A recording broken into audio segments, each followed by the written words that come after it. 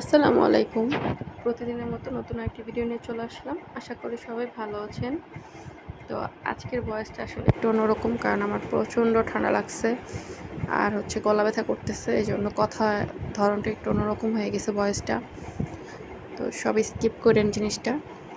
আচ্ছা, বাসার সব কাজ শেষ করলাম।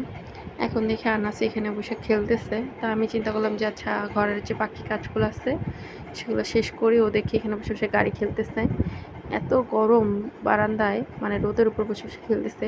কিন্তু একটা জিনিস কি, এই বারান্দায় বাতাস আসে ভালো, মানে ও খুবই আরাম পায়। তো ইফতারের ঠিক আগ মুহূর্তে উঠে গেছে। আজকে আমি আর আনাস দুজনই একসাথে ঘুমায় গেছিলাম। পরে উঠা দেখি 5:30টার বেশি বাজে। তো আনাসও আমার সাথে ঘুম থেকে উঠে গেছে। পরে চিন্তা করলাম আর কি ইফতারি বানাবো। তো একটা ডিম ভাজা নিলাম আর একটু পান্তা ভাত ছিল, মানে ভাতে পানি দিয়ে দিয়েছিলাম, ভাতটা কেমন ঘামে গেছিলো। তো তাই চিন্তা করলাম যে পান্তা ভাত দিয়ে ইফতার করি। আর যেহেতু মানে কিছুই খেতে ভালো লাগতেছিল না, এই যে আমি এখানে তরমুজটা রাখছি, ও তরমুজের মধ্যে দিয়ে কী জানি করতেছে। তো এই যে আমি ইফতার করতে বসছি আর আজানও দিয়ে দিবে এখনই। তো আজকে এরকম সাধারণ সিম্পল ইফতার। তো আমি ওর নিয়ে বারবার সরাইতেছি, ও বারবার এরকম করতেছে। তারপর মনে হইতেছিল কি একটু ঝাল কিছু খাই। তো আসলে ঝাল কিছু হাতের কাছে পাইতেছিলাম না। তো এই চিপসগুলো একটু ভাজা খাইলাম অনেক দিন পর। আর এখানে এই এতগুলো থালা বাসন জমছে, এগুলো সব ধুইতে হবে। আসলে ইদানিং এত কাপড় চোপড় ধোয়া হইতেছে আর এত ধোয়া ধুইতে আমার ঠান্ডা লেগে গেছে। আর যে গরম পড়ছে, ঠান্ডা গরমে আমার ঠান্ডা লেগে গেছে। যে আনাজকে রাখতেছে আসো চিপস খাও। তো আমি ওরে বাহিরে চিপস দিই না, তো মাঝে মধ্যে চিপসটা ভাজলে একটু দিই।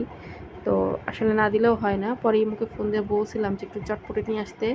ওই যে চটপটি নিয়ে আসছে। চটপটিটা অনেক ঝাল ছিল, কিন্তু একটা সমস্যা ছিল কি, মানে এটাতে কেমন ধোয়ার গন্ধ হইতেছিল, মানে খাওয়া যাইতেছিল না, বিরক্ত লাগতেছিল। তারপরেও খাইছি অনেক দিন পর, আসলে অনেক দিন খাওয়া হয় না চটপটি। তো ভালোই ছিল, খারাপ না। তো এই যে বারবার চামচ দিয়ে আনাজ হাত দিয়ে দিতেছে।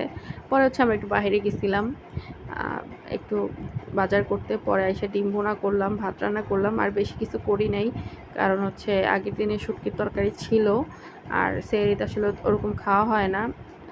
তাই দুধ দিয়ে শুধু ভাত খাবো। আর আমি এগুলো সব কিছু দিয়ে কষায় নিলাম।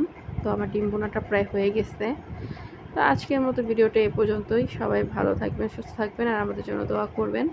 আল্লাহ হাফেজ।